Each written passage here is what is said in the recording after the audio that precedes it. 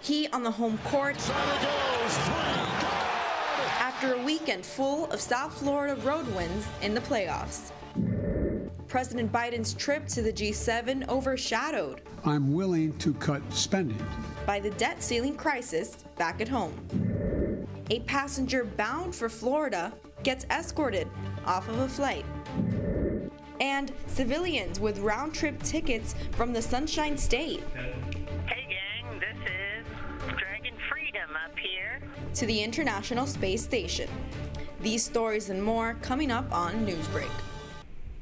Hello, South Florida. I'm Samantha Gutierrez. And I'm Kenneth Bueno. Today is Monday, May 22nd, 2023. Live from the FIU Lee Kaplan School of Journalism and Media, this is SFMN Newsbreak. Home cooking after the Heat took a couple close games up in Boston. Heat fans think they know the recipe for a blowout win. The Miami Heat are fired up as they are just one more win away from going to the NBA Finals after absolutely decimating the Boston Celtics. The Heat were on a hot streak, yet it seemed like they were still underdogs as the Celtics were still favored to win in Miami, even though the Heat hasn't lost a playoff game at home for the entire postseason. ESPN also gave the Heat a 3% chance of beating the Celtics in the Eastern Conference Finals, and now they're up 3-0 with Gabe Vincent leading in points. Here's what he had to say after the game. I don't know if surprise is the word. I mean, we played well tonight. We defended, we made shots, we forced them into turnovers, and it was just great to be home. I think we rode the momentum of our crowd as well. The game was just about done after the second half when both teams put in their secondaries, but even that didn't stop the Heat from scoring. Both Duncan Robinson and Gabe Vincent collectively ended up outscoring Jason Tatum and Jaylen Brown with 51 points. The final score was Celtics 102, Heat 128. The next game of the series, which could be the last should the Heat win, will take place tomorrow at 8:30 p.m. President Biden arrived back in D.C. early this morning after attending the G7 summit in Japan. Now, as the network's Jan Preisler reports, his attention turns to the debt ceiling deadline. Over the weekend, world leaders, including President Biden, gathered in Japan as part of the G7 summit, where countries with the 7 largest economies in the world sought common ground on tackling a host of global issues. One being how to help Ukraine in the war against Russia, with President Biden unveiling a new military aid package for Ukraine and more Russian sanctions. Today I'm announcing the next tranche of U.S. security assistance to Ukraine, a package that includes more ammunition, artillery, armored vehicles to bolster Ukraine's battlefield abilities. But Russia and Ukraine were not the only topics in Japan as G7 nations discussed ways of confronting China's expansion through investment and infrastructure. I feel the future of our world is going to be written here in the Indo-Pacific. And thanks to all the public and private partners around this table, many more around the world, we've already begun to deliver. Together, we've initiated quality and sustainable infrastructure projects across Africa, Asia, and the Americas. While President Biden tried easing global concerns over the lack of an agreement on Friday in the U.S. on avoiding the looming debt default that could result in an economic collapse. I'm willing to cut spending, and I propose cuts in spending of over $1 trillion. But I believe we have to also look at the tax revenues. All 4 congressional leaders agree with me that default is not, let me say it again, default is not an option. President Biden is set to meet with House Speaker Kevin McCarthy today to continue debt ceiling talks after failing to find any common ground, as Treasury Secretary Janet Yellen warns the U.S. could default on its debt as soon as June 1st, if no agreement is found. I am Jan Preisler with the South Florida Media Network. The 2024 Republican field for the upcoming presidential election is becoming competitive. Florida Governor Ron DeSantis is preparing to launch his presidential campaign as he traveled to New Hampshire to promote his Republican blueprint. DeSantis will be running up against former President Donald Trump for the presidential title, yet it will not be an easy battle to win. We better buckle up and strap in, because this is going to be something we've not seen. You know, you don't get around Donald Trump, you're going to have to go through Donald Trump. Florida governor has already received criticism from Trump, but he is brushing it aside to focus on his campaign. It is expected to be announced next week. A passenger on their way to Tampa was arrested after hitting a flight attendant with an intercom phone. This happened on Sunday in Denver as Frontier flight prepared for departure. The woman was asked to deplane after becoming belligerent, and the airline said she hit the attendant with the phone on her way out. The situation delayed the flight by nearly 4 hours, and Denver police arrested the customer. 4 new residents are on their way to the International Space Station today, but this time they're not professional astronauts. Instead, they're part of the privately funded Axiom project. Reporter Carlos Suarez from our news partner CNN is at the Kennedy Space Center this morning. The mission commander called it a phenomenal ride into space. The Axiom 2 mission is on its way to the International Space Station after lifting off from Kennedy Space Center in Florida on Sunday. According to Axiom Space, it'll take the 4-member crew 16 hours to get to the ISS, where the crew will spend about 8 days. The Stage 1 rocket booster successfully landed at Kennedy Space Center some 8 minutes after liftoff. A sonic boom was heard as the rocket landed. 2 Americans and 2 Saudis make up the Axiom 2 crew.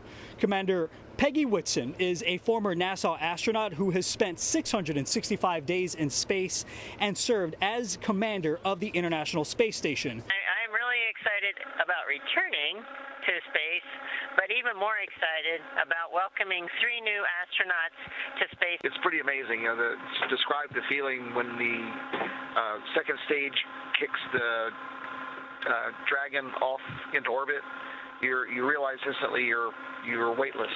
She's joined by mission pilot John Schaffner, Ali Alkhani, and Rayana Barnawi, our mission specialist. As I look outside into space, I can't help but think this is just the beginning of a great journey for all of us. So I hope you guys enjoy it with us and dream big. To the people around the world, well, the future is very bright, and I would like you to dream big, believe in yourselves, and believe in humanity.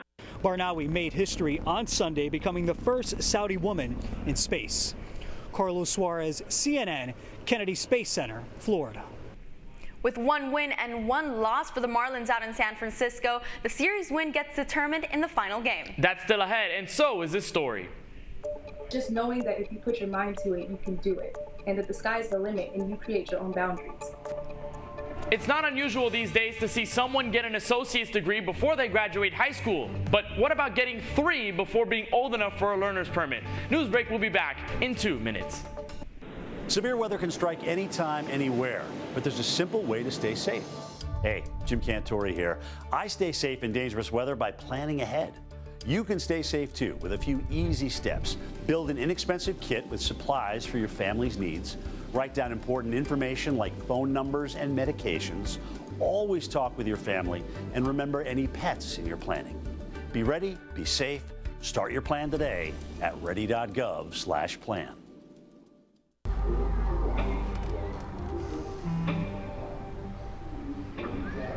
I don't know why you're so sad. You've got a roof over your head. You gotta stop with that depression stuff.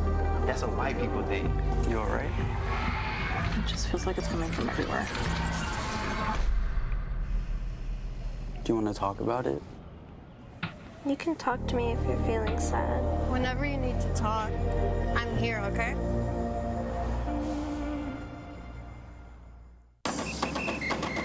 If you're buzzed and doing this,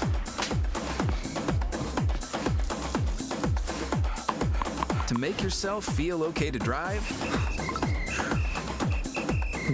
ZWX.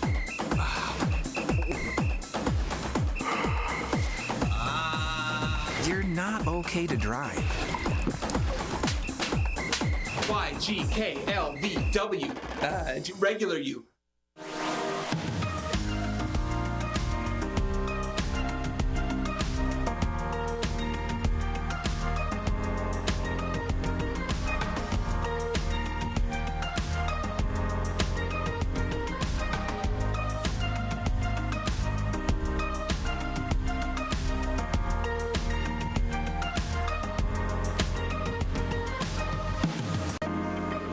Doesn't exist. Cleveland's like a hole in the map.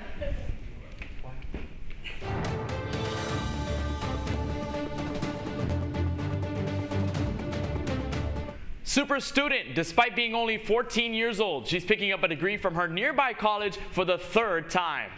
Anita Bennett is only 14 years old, and she now has 3 associate's degrees. Reporter Cameron Justice from News 5 in Cleveland has her story. Just knowing that if you put your mind to it, you can do it, and that the sky's the limit and you create your own boundaries. For 14-year-old Anita Bennett, the sky does certainly seem like the limit. The Ohio Connections Academy freshman has many interests. I actually do gymnastics 2 times a week, Mondays and Thursdays, and I'm in the church choir, and I do different activities and stuff at my church. So I keep a social life as well. But her education is something she's taken true pride in. As her freshman year comes to an end, Anita is already walking the stage on graduation day.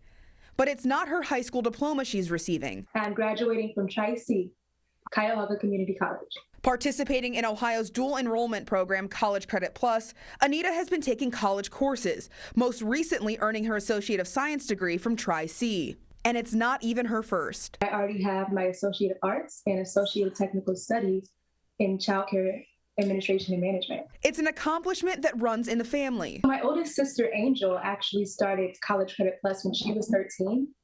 And after that, my second oldest sister, Amber, she started when she was 11. So I already knew before it was time for me to start that I wanted to do College Credit Plus as well.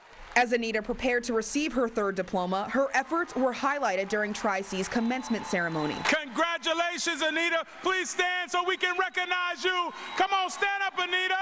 And while it may seem like a milestone moment for Anita, as she continues her high school education, the young scholar has even loftier goals. I should have 4 degrees by the time I'm done with high school, because I'm going to start working on my bachelor's degree soon in August of this year. So by the time I'm done with high school, I should have that as well. In Cleveland, Cameron Justice, News 5. Out west, the Marlins fell short to the Giants to wrap a 3-game series in San Francisco on Sunday. It started strong with both teams hitting a home run in the first inning, but the Giants built up runs courtesy of J.D. Davis's homer in the 3rd to grow the lead to 2. Miami looked to bounce back with Jorge Soler's hit out to left field in the 5th, but the Giants stomped them late in the game to hold on to the win. The final score was Giants 7, Marlins 5. Miami stays in the West for a series against the Colorado Rockies starting today at 8:40 p.m. You're watching SFMN Newsbreak. We'll be coming right back. How prepared is your family if a tornado shows up at your doorstep, or a flood, or a hurricane? You can't just turn away a natural disaster. That's why it's important to go to ready.gov/plan now. It has the tools and tips you need to make an emergency plan with your family. So if disaster comes knocking, let's go. You'll be ready to help keep your family safe. It's just a pizza. Yes. Make a plan today. Jordan knows he shouldn't eat this entire bowl of nachos, but tonight he's earned that right because a few hours ago in the middle of happy hour, he recognized a sign, not from the gods or a bolt of lightning, but from a double heart, a kissy face, and a 4th ha in ha ha ha. That's when Jordan knew he was buzzed. So when it was time to go, he got a ride home instead of driving. Be a legend like Jordan. Recognize your buzzed warning signs and get a ride home. Buzz driving is drunk driving. There was an old woman who lived in a shoe.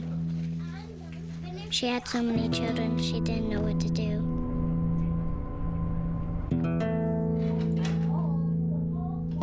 She gave them some broth without any bread and kissed them all soundly. Lights out. And put them to bed. Hunger is a story we can end. End it at feedingamerica.org. I help our fellows design their paths as creative entrepreneurs. My experiences serving startups, creative businesses, and cultural organizations, and my journey as a queer mixed immigrant with Haitian and Arabic roots, inform the co-creative environment we foster at Radcliffe. We leverage our collective diversity to encourage the building of lifelong personal learning networks and mindsets that stimulate continuous innovation.